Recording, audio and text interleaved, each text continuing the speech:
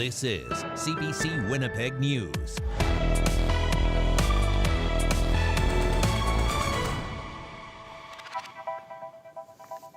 Good evening. Thanks for joining us. I'm Chuck Tinte, and I'm in for Brittany today. A sickly-looking coyote has caught the attention of residents living in the city's Lord Roberts neighborhood. But a plan to bait and trap the animal to get it help has conservation officials concerned. CBC's Matt Humphrey explains. It almost sounds like something out of Looney Tunes. So lure the coyote and then put out a trap and then kind of go from there. It's a bit of a process because coyotes are so smart, right? The wily coyote, they're very clever. For the past week, Tracy Groenenwagen has been trying to capture a coyote in the Lord Roberts neighborhood. The consensus was that it had mange. Okay, this coyote has mange, someone should get it some help. There have been many postings about the animal on the Lord Roberts community Facebook page, with most expressing concern for its well-being. Groenenwagen says she's contacted Manitoba Conservation but was unsatisfied with their response. They did manage to locate it and see it, and they said because it's still mobile, they can't really do anything. They don't have the resources to trap it themselves. Manitoba Conservation tells CBC there's been several reports about a coyote with mange in the area. The service says the animal is still very mobile, not aggressive, and avoiding capture. But Groenenwagen took matters into her own hands and enlisted the help of volunteer animal catcher Jessica McGregor. Basically what you do is you put out food in a trail cam. Once you have them eating somewhere, then the trap goes out depending on the animal. Foxes are pretty easy. They'll usually go in right away. Coyotes are a lot smarter, so it's a waiting game. McGregor monitors live streams of her traps and has several projects on the go. I recently trapped a fox in St. Vital, and then my number got spread around and I became aware of about 5 coyotes and 4 other foxes needing help, so we're actively trying to catch them. McGregor says the captured animals go to the Wildlife Haven Rehabilitation Center in Ile-des-Chênes. Feeding coyotes is something that we would definitely discourage. Janine Wilmot is the provincial wildlife conflict biologist. Both she and the Conservation Service say feeding predator animals in any situation is a no-go. Predator animals such as coyotes that access human-based food sources, and particularly directly being fed by people, can become more aggressive around people, and so that increases the risks to people in that area.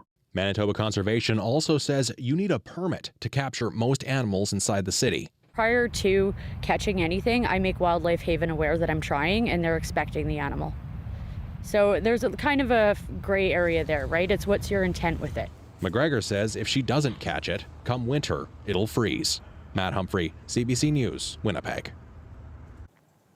It was once the site of a popular Christmas display in Charleswood. Now the owner has begun clearing the property, including cutting down trees. His plan comes following repeated break-ins and vandalism. But as CBC's Cameron McLean reports, the sight of broken trees came as a shock to residents in the area. This is trashed. It's just trashed. Paul Taylor's childhood home has become a target. This is the train station. Taylor's dad, a model train enthusiast, turned the Robin Boulevard property into a Christmas wonderland. But 2 years ago, Taylor returned from a trip to find squatters. So they flooded the house up to, I don't know, your knee or your hip. And if you crouch down, you can see all the walls are just, black mold. They are black mold. Despite his efforts, Taylor says thieves and squatters keep breaking in. With the house set far back from the road and obstructed by trees, it's hard to monitor. He decided to demolish the house and clear the trees. If you enable them by providing a venue like this, you're just part of the problem. So I don't want to be part of the problem anymore. Taylor's property borders Assiniboine Park, across the street from Assiniboine Forest. I've been here so long, it's kind of sad. Brian Patterson has lived next door for 67 years. The sight of hundreds of broken trees came as a shock. I knew there was plans, I knew something was happening, but I just didn't realize the scope of, I hesitate to say destruction, but it's what it is. Larry Stefanik, another neighbor, says he knew nothing about the owner's plans. He might have really good ideas, and I think sharing with the property owners around does go a long way, especially in this community. Taylor says it wasn't an easy decision to clear the property, but the safety risks were too much to bear. Even if the houses are gone, it just makes it's still a nice hiding place. So it's private property. We pay oodles of insurance on it now. The things that are lurking in the woods, they just have to be exposed. The city ordered tree clearing to stop on Wednesday because Taylor didn't get a permit. He's now applied for one and expects clearing to continue. Cameron McLean, CBC News, Winnipeg. A man is suing a Winnipeg grocer and staff, alleging they assaulted him last year as he tried to steal a car.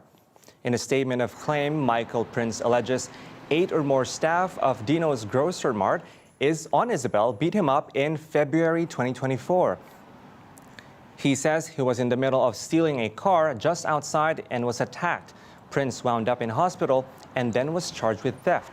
He says he suffered PTSD and permanent hearing and vision damage. The manager of Dino's declined to comment. New Winnipeg transit routes have led to shorter trips for some riders, but for others, much longer ones. And now, one city councillor wants to increase the time window for passengers to use their bus transfers. CBC's Zubina Ahmed has more. Waiting for the bus, changing routes, and making it on time to catch the next one. The Winnipeg Transit route overhaul relies heavily on bus transfers. Currently, the transfer time window is 75 minutes after riders make the payment. But for some, that's not long enough and people are forced to pay again. I now take 3 and 4 buses to places I used to take 1, 2 at the most. Wait times are longer. Buses are further apart. Yeah, you have to pay, right? But if, depending on the bus driver, sometimes they'll take it if it's 5 minutes difference and you just missed one, so they don't make a big deal. This has made Councillor Brian Mays propose an increase in transfer time to 90 minutes. He says it will encourage people to use buses more and not pay the second fare. This actually came out of an idea from one of my residents, and I said, I actually agree with you. I think I should push this forward. Many bus riders are in favor of more time to make the connections and save money. That's something that they should look into, give it 2 hours because of the routes being longer. Let's say now that I take the bus, it goes all the way from Unicity all the way to Sage Creek. That's over an hour at least, depending on the traffic, depending if there's an accident or construction, so it's harder. I think we need to move into a system where we can just go and buy a daytime pass. And maybe it costs, an extra $1 over what a fare would cost, so you can go there and back. Mays says the motion will be discussed at the Real Community Committee next week. Winnipeg Transit acknowledged receiving some complaints regarding the length of its transfer times, but declined to comment. Zubina Ahmed, CBC News, Winnipeg. Winnipeg police are investigating a fire in the Exchange District. The Exchange Event Center on Bannatyne and Princess was damaged by fire earlier today. No injuries were reported. Police say it's being investigated as possible arson. Meanwhile, the Bonavitale Soccer Club is cleaning up after an arson at its home field on Fermor. The charred remains of the players' bench can be seen on a large patch of scorched pitch. The club says a group of vandals started the blaze yesterday. We've certainly never had anything quite like this take place. We've had, maybe the odd graffiti or, garbage can tipped over or something like that, but we've never really had anything to this extent happen to our facility. So yeah, it's concerning and disappointing. The field is currently closed and the burnt turf and lost structure will affect soccer schedules for kids. The club estimates the damages will cost $50,000 to $75,000. The NDP government is confirming what it will do with the major cash settlement with Big Tobacco. It's been a long process. Our government has been very clear that any money received via this settlement will go directly to fighting cancer in Manitoba. We've been very clear from day one about just that, and so as the details unfold, we want to reassure Manitobans that every single dollar is going to be spent fighting cancer in our province. The health minister says in all, $1.1 billion is coming to Manitoba after provinces won a lawsuit forcing companies to pay up for smoking-related treatment costs. And let's bring in our weather specialist, Riley Lachuk. Riley, today was another hot summer day. Yeah, another hot one. As forecast out there, 29 degrees in Winnipeg this afternoon. Much of the south under 29-degree highs. Swan River, though, 32 this afternoon. We have seen heat warnings be issued now for parts of northern Manitoba. because we're expecting not just hot daytime highs, but humidex values that are also upwards of 35 as we get through the next couple of days here. So that includes Thompson, Norway House, the Paw, Flin Flon, over to Lynn Lake. So just keep in mind that not just hot in the south, but really hot right across the province as we get through the weekend here.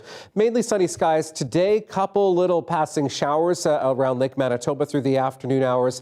Looking at 30 as we get through the afternoon. Once again tomorrow, a mainly sunny sky, a light westerly wind, touch of humidity. We'll talk about the rest of that long weekend forecast when I come back. Thanks, Riley. You're welcome.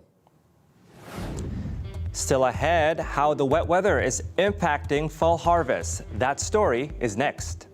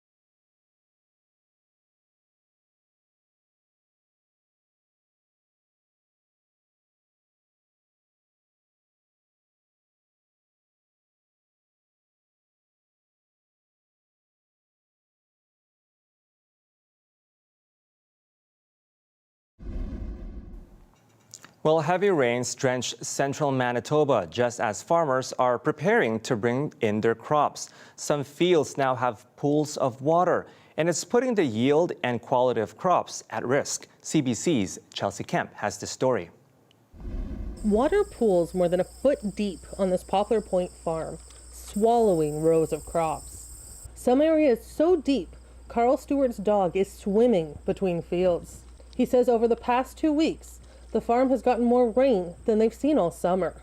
It's delayed harvest by about a week. It's the edge of the field. It's not out in the middle, but just getting equipment in and out, and then we are going to have to leave some acres behind, and unfortunately those acres are the ones that go to the bank. Keystone agricultural producers say the heavy rains in central Manitoba have left many farms wet and hard to work. It's slowing combining, and the longer the delay, the bigger the risk of crops declining in quality. That's left many farmers hoping for an average yield. Where prices of crops are and the increased cost to put that crop in the ground, it does take more than just an average crop to pay all the bills and then to have money to either pay for loans or reinvest in the farm. The heavy rains are creating a patchwork of outcomes across the province. Manitoba pulse and soybean growers say it's been a mixed blessing. Soybeans can benefit from the late rain, while crops like peas are suffering. What matters now is getting crops off fields. Well, as of right now, it's time critical that we get this crop off in the best condition that we had. So right now, they're definitely focused in on that harvest and getting the crop into the bin. Stewart says some wheat will be left on his fields as the water slowly starts to recede. He's hopeful for his soybean harvest a month from now. Water's moving, thank goodness. Well, you can even see the creek in the back there. There's a bit of a current to it, so it is moving. It is going to take a while for it to get off, though. For farmers like Stewart, harvest is now a race against shorter days and whatever Mother Nature brings next. Chelsea Kemp, CBC News, Poplar Point. The province now has a new memorial on the legislature grounds. It's meant to honor those lost to the overdose crisis. It sits near a tree planted last year for the same cause. The province's addictions minister says last year, 570 Manitobans died because of toxic drugs. The Assiniboine Park Conservancy says their efforts to help a threatened species of bird have been a soaring success. Chimney swift numbers have been dropping across Canada. They historically nested in large hollow trees, but have adapted to nesting in chimneys. Their options, however, have been running out over the past decades. In 2018, the Assiniboine Park put up an artificial chimney and has since attracted some of the birds over the past summers. Swift populations have declined in Canada by about 90%. So we're trying to increase the habitat that they have for nesting to make them more successful at raising their young. And if they were to disappear, we would have a lot more insects flying around, and that includes insects that we think of as pests. This summer, the birds have successfully hatched and fledged 5 nestlings. Winnipeg Blue Bombers fans are gearing up for the annual Labor Day Classic in Regina this weekend. The Prairie Rivalry goes down this Sunday, and Blue and Gold fans are getting ready to bring the noise. CBC's Gavin Axelrod has more. Tara Maslowski is putting the finishing touches on some Labor Day Classic swag bags. She's one of the organizers of the 1930 crew, a bus trip taking fans to Regina for Sunday's game between the Winnipeg Blue Bombers and Saskatchewan Roughriders. So I think any reason for Bomber fans and Rider fans to kind of come together and be civil for the weekend, for the game, is just so much fun to see. And it's just everybody's either decked out in green or decked out in blue. So it's just like the atmosphere of it is just amazing. It's the second year the 1930 crew has run its tour. Last year, there was one bus full of fans. This year, they had enough demand for one more. We had 3 people message this morning asking if we still have room. So we are super grateful to everybody that wants to come and, go support the Bombers and support our bus crew. Very overwhelmed with the response we got this year. Pat Rathwell is another organizer with the crew. He's also organized past bus tours and says the Labor Day Classic is all about community. Because I've created about, I think, 4 families. So we've had people that have met each other on bus tours and become, husband and wife. There's about 3 or 4 people off the top of my head that I can definitely say that had met on our tours. But it's just one of those weekends where everybody just becomes friends. Sunday's game is the first of a back-to-back between the 2 teams. Next weekend, the Bombers host the Riders here for the Banjo Bowl. Saskatchewan sits at a league best 8-2. Winnipeg is 6-4. Fans are looking forward to the action. these next 2 games are key. And I guess best case scenario, we win both, but we'll take a split. I've been to Grey Cups and I've been to a couple of the Bomber Rider games. It's pretty awesome. You have any big plans for Sunday? Watching the game and hopefully a Bomber win by about 50 points would be great. A result that would give Blue Bombers fans something to celebrate and bragging rights before the Banjo Bowl. Gavin Axelrod, CBC News, Winnipeg.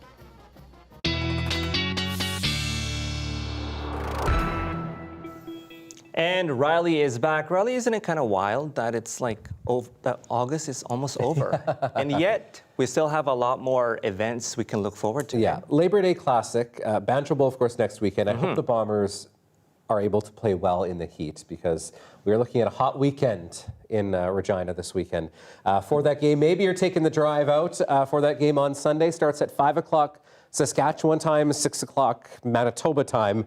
At kickoff, looking at temperatures in Regina around 29 degrees, a partly cloudy sky. There is the risk of maybe a few passing showers or a thunderstorm, a weak risk. That does play into what happens with our weather as we get later into Monday. So perhaps some humidity, maybe a couple rumbles of thunder in Saskatchewan for that game as it gets kicked off on Sunday. So temperatures, a big picture across the west. You can really see this ridge as it arcs over Western Canada. Temperatures in the 30s well back into Alberta. We saw some 30s as I showed you earlier on the map here in Manitoba. On the flip side, this trough just digs south in eastern Canada with temperatures barely getting over 18, 19 degrees in some cases in parts of eastern Canada and the GTA today. So it's been really a tale of 2 sides of the country. We do see things moderating as we get into next week, though. So starting Saturday, mainly sunny skies for the most part. Maybe a few passing clouds here and there, but really that's about it for any weather as we get through the day on Saturday. With some heat and humidity, though, particularly in the west, there is a slim chance of maybe a couple of rumbles of thunder late afternoon into the evening, but it's what's coming as we get later Sunday into Monday that I'm watching. You can start to see this cold front pushing across northern Manitoba ahead of this low, and as this next cold front pushes through into Monday, we could get into some showers as we get into Monday, into Tuesday, maybe some thunderstorms into the day on Monday as well. So perhaps a bit of a rough end to the long weekend here with maybe some thunderstorms, but all in all, we're looking at a hot one ahead.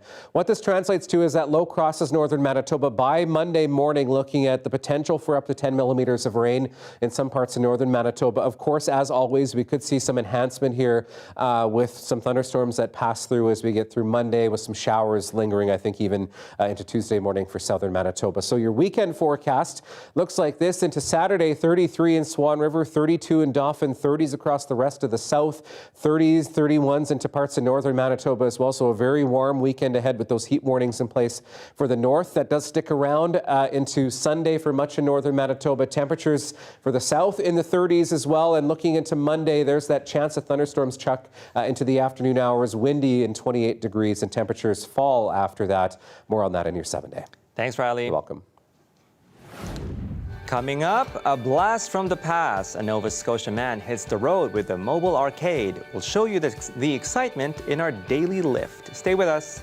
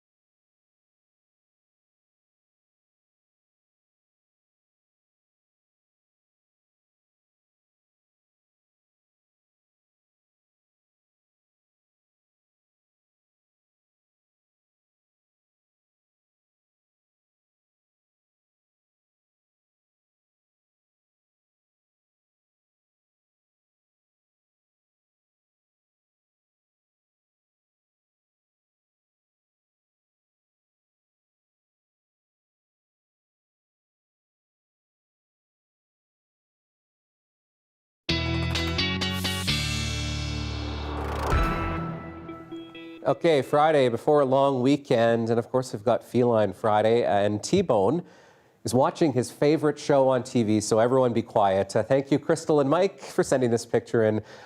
Please keep sending yours to talkback@cbc.ca. So 17 degrees, a few clouds into the morning, up to 30 in the afternoon. Tomorrow, feeling closer to 33, 34 with the humidity throughout the afternoon hours as well. That continues into Sunday. Monday's kind of our change day. We'll see that cold front pushing through, could trigger some thunderstorms into the afternoon. Then look what happens in your long range. 20 for Tuesday with maybe some showers in the morning. Back to school on Wednesday, feeling like fall, 19 degrees and 18s and 19s through the rest of the week. Well, it is a blast from the past on wheels. A man in Nova Scotia has been on the road with his mobile arcade. And as CBC's Kyle Moore shows us in our daily lift, as popular as it is with kids, adults love it too.